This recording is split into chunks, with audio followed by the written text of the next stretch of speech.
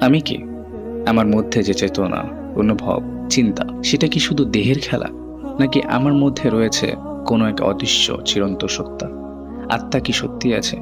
অনেক সময় আমরা বলে থাকি যে আমার মন চেয়েছে তাই করেছি, তাই খেয়েছি, তাই করলাম। কিন্তু এটা কি সত্যি? আত্মা কি? চারটি ধর্ম এ বিষয়ে কি বলে, যেমন ইসলাম, হিন্দু, খ্রিস্টান, বৌদ্ধ। চলুন আজকে জানার চেষ্টা করি এই বিষয়ে। আসসালামু আলাইকুম ও নমস্কার। ইসলামে আত্মাকে বলা হয় রূহ।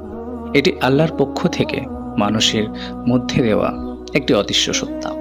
দেহ মরলেও রূহ বেঁচে থাকে। কোরআনে বলা আছে, তারা আপনাকে রূহ সম্পর্কে প্রশ্ন করে, বলুন, রূহ আমার প্রভুর আদর্শের অন্তর্ভুক্ত এবং এই বিষয়ে তোমাদের জ্ঞান সামান্য।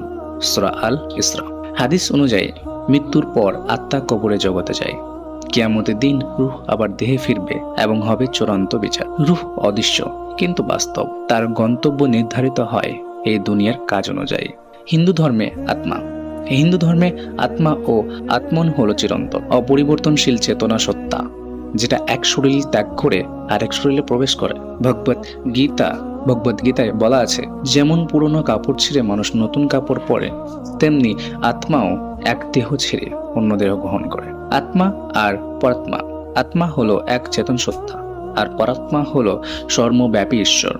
মায়া ছিন্ন করে আত্মা যদি তার সত্য রূপ চেনে, তবে ঘটে মোক্ষ, পূর্ণ জন্মের চক্র থেকে মুক্তি। আত্মা অমর এবং তার লক্ষ্য হলো পরাত্মার সঙ্গে মিলন। খ্রিস্টান ধর্মে আত্মা হলো ঈশ্বর দত্ত এক অমর সত্তা, যেটা ন্যায় অন্যায় পাপ পুণ্য অনুভব করতে পারে।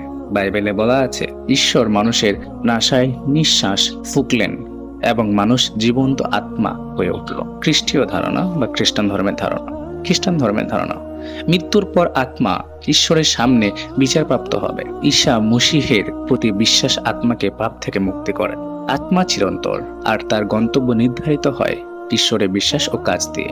বৌদ্ধ ধর্মে আত্মা নেই, বৌদ্ধ ধর্ম অন্যরকম। এখানে বলা হয় চিরন্তর আত্মা বলে কিছু নেই। এই মতামতকে বলা হয় অনাত্মাবাদ। বুদ্ধ বলেছিলেন, এই আমি ভাব, এটা এক মোহ, সবকিছুই অনিত্য, পরিবর্তনশীল, চিরন্তর কিছুই নেই। তবে চেতনাগুলোর ধারাবাহিকতা থেকে জন্মান্তর ঘটে।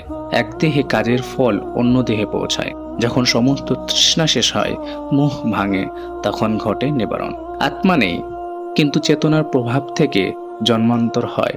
শেষ লক্ষ্য হলো দুঃখের চক্র থেকে মুক্তি। এক প্রশ্ন, বহু দৃষ্টিভঙ্গি। এক এক ধর্ম এক এক ভাবে ব্যাখ্যা করে। কোথাও আত্মা হলো ঈশ্বরের নিঃশ্বাস, কোথাও সেই নিজেই ঈশ্বরের অংশ, আবার কোথাও আত্মা বলে কিছু নেই, কেবল বোধির আলো। তবুও এক জিনিস আমরা সবাই খুঁজি, আমি কে?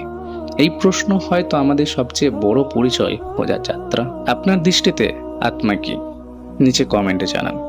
ভিডিওটি ভালো লাগলে লাইক দিন, শেয়ার করুন এবং আরো গভীর বিষয় নিয়ে আলোচনার জন্য চ্যানেলটি সাবস্ক্রাইব করতে ভুলবেন না।